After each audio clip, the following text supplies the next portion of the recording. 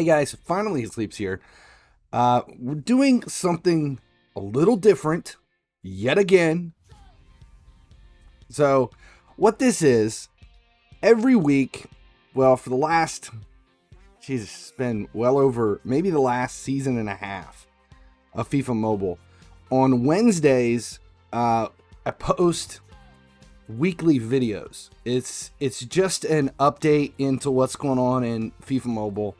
There's usually a breakdown. There's like a short video for Twitch subs and server boosters at the Foot Mobile Twitch Discord server, and then there's a longer video for site and channel members, and then there's even longer video for top tier supporters.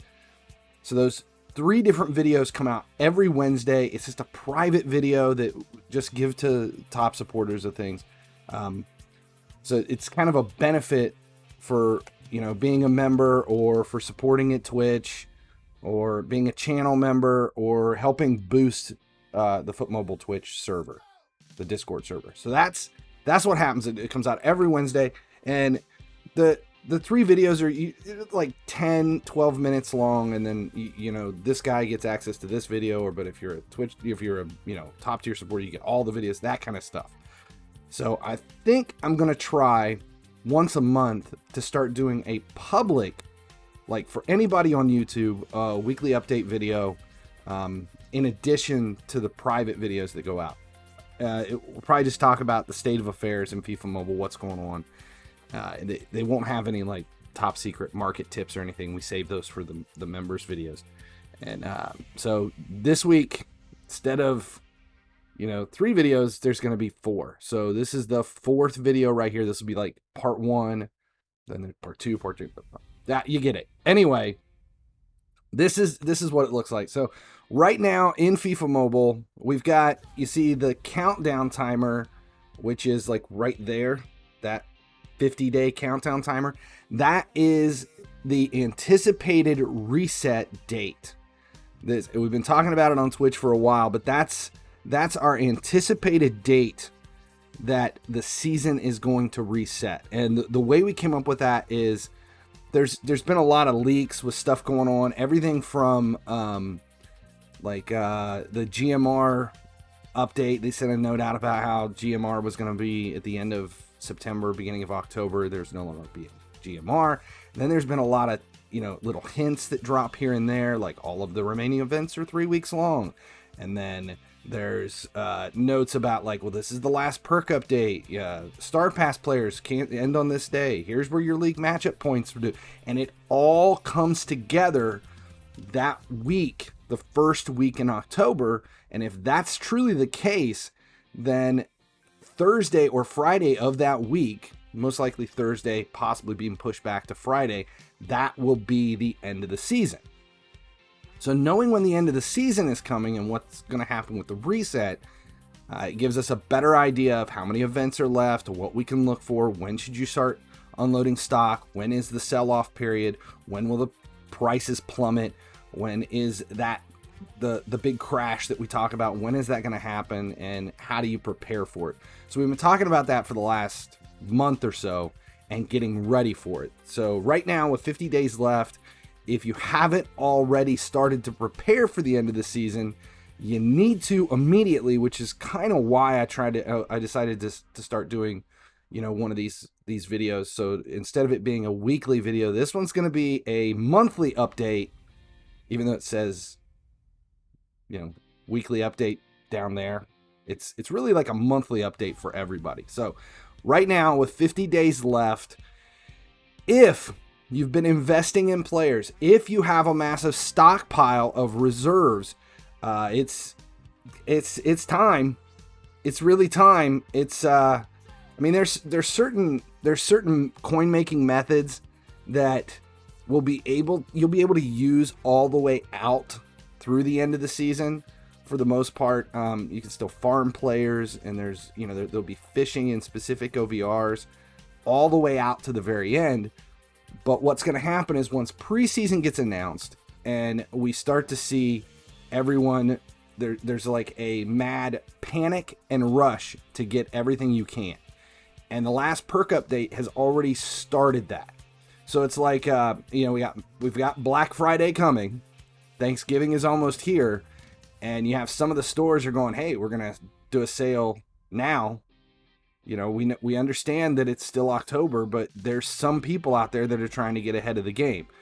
And you're going to have all these other people that wait until the very end, and they're all lined up Thanksgiving night looking for the best deals, when all the other people, they started buying shit way ahead of time. So that's where we're at. We're in that moment where we know Black Friday is coming.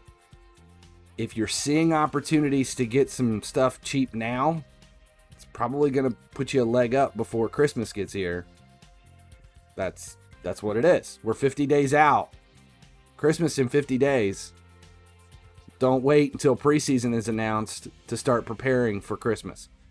Otherwise, you're going to be waiting in line with everybody else. That's what I'm saying. That's kind of the gist of it. That's it. So what'll happen during preseason is, once the announcement comes, people will start looking at it and they're like, well, if the season's ending and I've got all these players, I need to start doing all of my upgrades.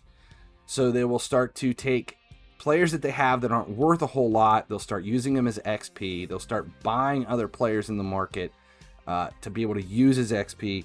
And we'll stop seeing a value shift because of it. So masters that are already cheap right now will remain cheap, and they could see a slight increase for a very short period of time, but then they're going to plummet in value. Players that have already seen an increase in value may go up a little bit more, only because of their rarity in their drop rate, but we could see those players crash with everything else depending upon what it is. The only thing that could make a huge difference in what happens with player value is if there is a release that will shift what people need. For example, we saw the Robin SBC for the Robin End of an Era card. There were requirements in there that really shifted values for a short period of time. We saw lineup requirements in flashbacks that made a huge difference in the value of masters. There could be things like that. Last year in Retro Stars, we had SBCs that were released during the event that required position-specific masters. And because of that, right backs, left backs, center defensive mids, I think it was left wings for a little bit, player value, even center mids, their player values went way up because of those SBC requirements. We could see that happen again, but we can't anticipate that. What we can anticipate is the overall drop in value because of the end of the season. If you're not already moving towards that drop, you need to start doing it. Yes, you need to start doing it. Don't go all in, though. Don't dump all your players, because obviously we don't know what's going on. So if you have 3,000 to 4,000 masters right now, you've got too many. You've got way too many. That's the final statement. 3,000 to 4,000 masters, you got too many. If you have 300 to 500, you probably don't have enough. That's where we're at. So if you've only got like 600-700 masters, don't panic. You're fine. Well, you're not great, but you're not overboard. If you have a max level 107 team, so we talked about this a week ago. If you have a max level 107 team, it takes, what do we say, 165 million to train those players up to 110. That's in training cost, and you need about 400 to 500 masters to use as XP, minus the players that you already have. So depending upon where you're at, that's kind of the minimum requirement to get you through. But preseason will dump a bunch of XP into it, a bunch more players, so you're gonna have a lot of buffer there to get you where you need to be. The thing that is gonna make a difference for most people coming into preseason is not gonna be coins. It's not going to be coins, it's not going to be XP, and it's not going to be players.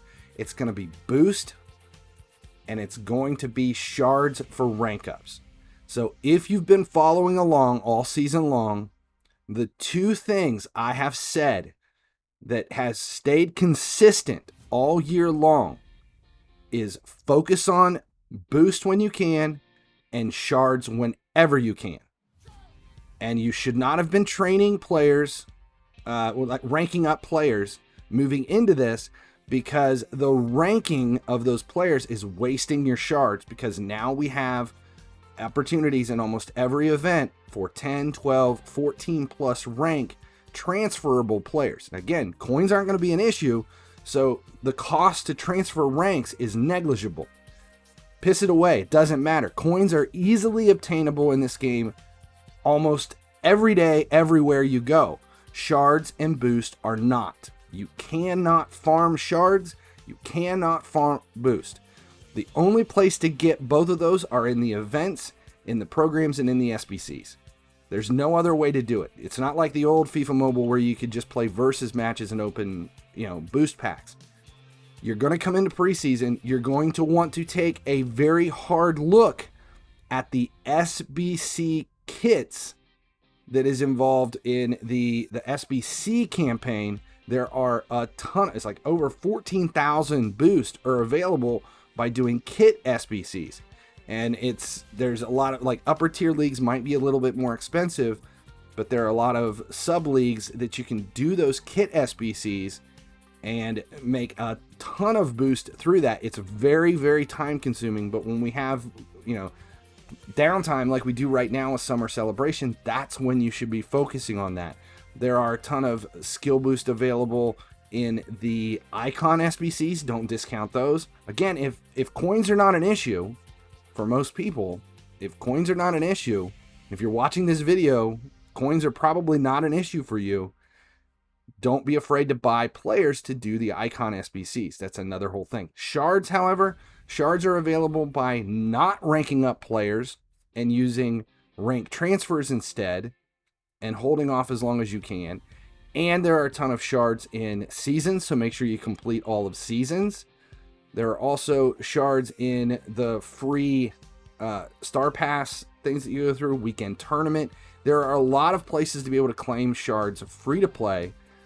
For example, right now, I still see people going for Werner over Van Dijk.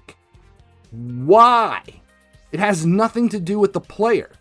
There are epic shards on Van Dijk's side of the event.